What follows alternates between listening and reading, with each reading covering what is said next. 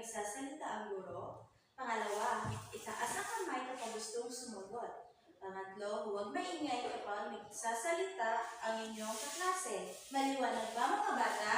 Maliwanag. Ngayon, sino ba sa inyo ang nakaalala sa talakayan natin noong nakaraan?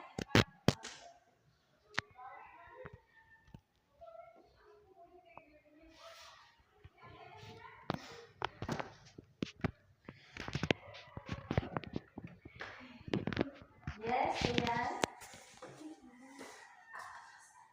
Go.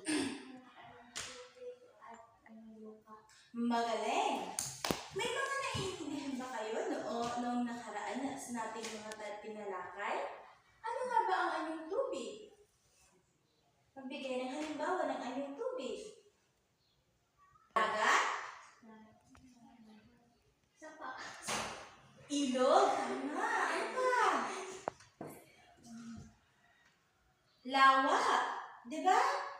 Ano naman ang sa anyong lupa? Tulad na mga bulubundukin, mga kapatagan. Yun ang anyong lupa at anyong tubig. Ngayon, dumako tayo sa ating susunod na talakayan. Pero bago yan, magkakaroon muna tayo ng aktibidades.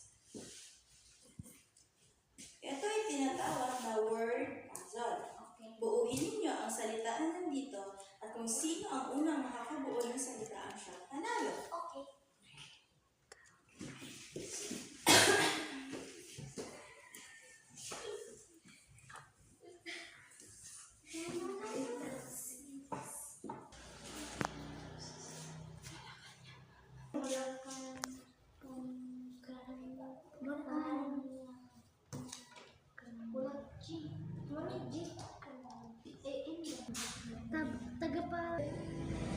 Tapos na ba mga bata? Okay, magaling. Sino ang nanalo? Okay, magaling. Ano ang salitang inyong nabuo? Malacanang. Malacanang. Ano nga ba ang Malacanang sa atin? Ito ay ang ating pamahalaan. At yan ang tatalakayin natin ngayong hapon. Ang pambansang pamahalaan at kapangyarihan ng mga sangay nito. So, ang ating palang pamahalaan, ang Malacanang pala, ay may mga sangay at yan ang tatalakayin natin ngayong hapon. Pero bago yan, kilala niyo ba ang ating Pangulo? Opo. Sino nga ba ang ating Pangulo ngayon? Yes, Laila. Ferdinand Marcos. Magaling! At ito siya. Ito ang Pangulo ng ating bansa, si Ferdinand Romualdez Marcos Jr. Magaling. Saan nga ba siya ngayon nakatira? Sa Malacanang. Magaling! Siya ang namumuno sa loob ng Malacanang. So, ito ang tatlong sangay ng ating pamahalaan. Sangay ng tagapagbukas, sangay ng tagapaganap, sangay ng tagapaghukom. Ano nga ba ang sangay na ito?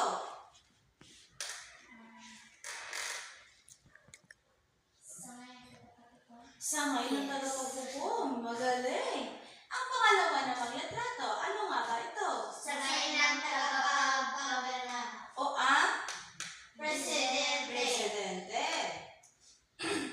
Ito.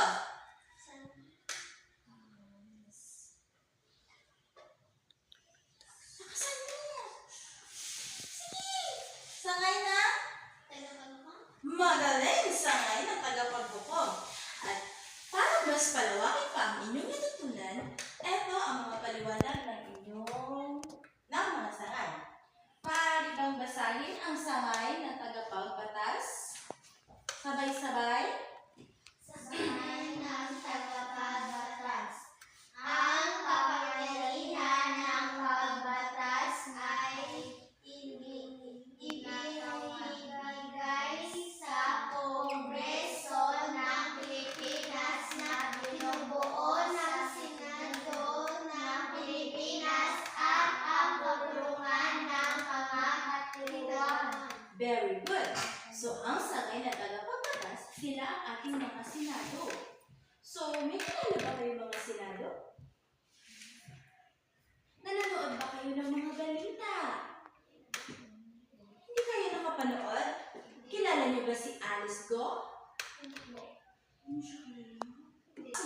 social media. Pero saan nga ba siya hinuhukuman? Sino nga ba ang naghuhukom sa kanya? Ito ay ang mga Senado. Magaling. So, ang sangay ng tagapaghukom naman, sabay-sabay. Sangay ng tagapaghukom. Ang kapangyarihan sa paghukom ay ibinigay sa kataas-taasang hukuman ng Pilipinas at sa mga mababang hukuman. Itinatag ng batas.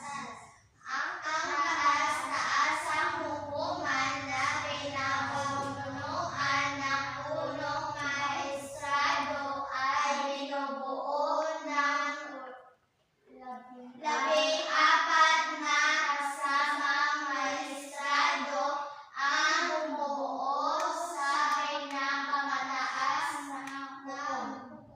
Ito naman ay binubuo ng 14 na kasamahang maestrado. So, ano nga ba? Sila ay ang mga abogado. Sila ang mga tao kung saan sila ang naghuhukom kung makasalanan ka o kung hindi ka makasalanan. So, sa kahuli-hulihan, si Alice Go ay kailangang huhukuman ng mga tagapaghukom. Next! Sabay-sabay. Sangay ng tagapagganap o tagapagpapal. Ang huli ay sangay ng tagapagganap o sangay ng tagapagpapal. English, executive branch ng isang pamahalaan ng bahagi ng pamahalaan na may isang kapangyarihan o responsibilidad sa pang-araw-araw na pangangasiwa ng burokasyon ng Estado. So, ang tagapagpaganap, sila yung mga tagapagpaganap sa mga batas na ating sinusunod. Ngayon, naiintindihan niyo ba mga bata? Opo. Ano nga ulit ang tagapaghukom? Sila ang naghuhukom. Ano naman ang tagapagbatas? Binubuo ito ng Mga senado. Senado. Magaling. Ano naman ang tagapagtupad? Sila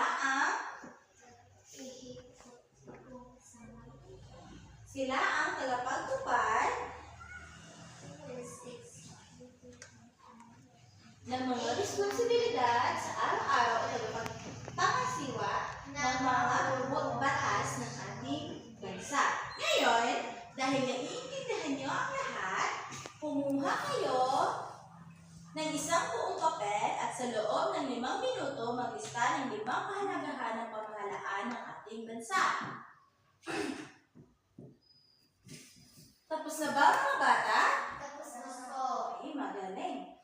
Bakit nga ba mahalaga ang pamahalaan ng ating bansa? Dahil sila ang tagapagtupad ng mga batas. So, hahatiin ko kayo sa dalawa. Basahin ang panuto. Sa loob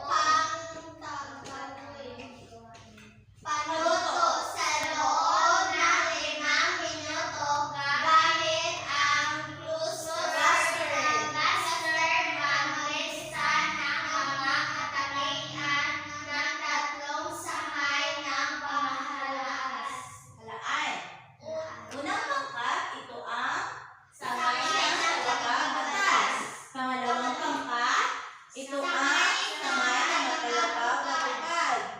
Pangatlong pangkat, sangay ng tagapaghukom. Bibigyan ko lamang kayo ng 5 minuto upang gawin ang inyong pangkatang gawain. Tapos na ba mga bata? Tapos na po. Maaari bang pumili ang isa sa inyong grupo upang ipaliwanag dito ang mga nailis na katangian sa iba't ibang sangay?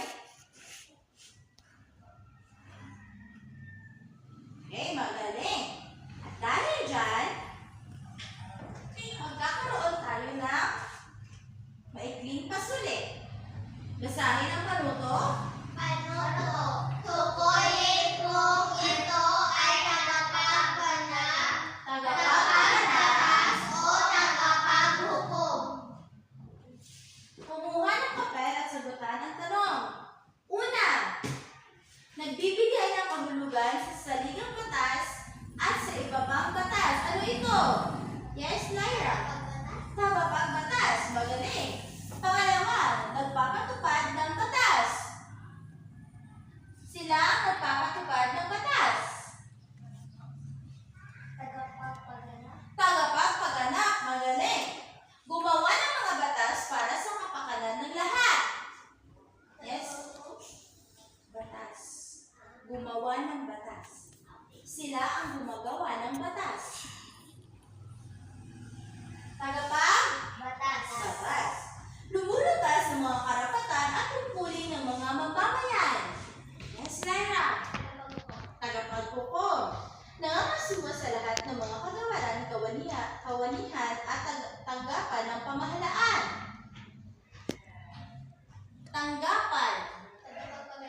Tagapagpaganap. Sinong nakakuha ng 5 puntos?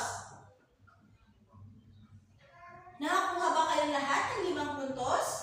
Opo. Magaling. Dahil dyan, kumuha ng papel at isulat ang inyong, kumuha ng kwaderno at isulat ang inyong takdang aralin at ipasa ito bukas. Basahin muna ang panuto. Panuto, ipakita ang pamagitan ng pagguhit ng sariling political cartoons. Ang mga dapat gawin upang matulong tayo sa mabuting pamahalaan sa ating bansa. Lagyan ng paliwanag sa ibaba. Gawin ito sa short bond paper. Tapos na ba mga bata? Tapos na po.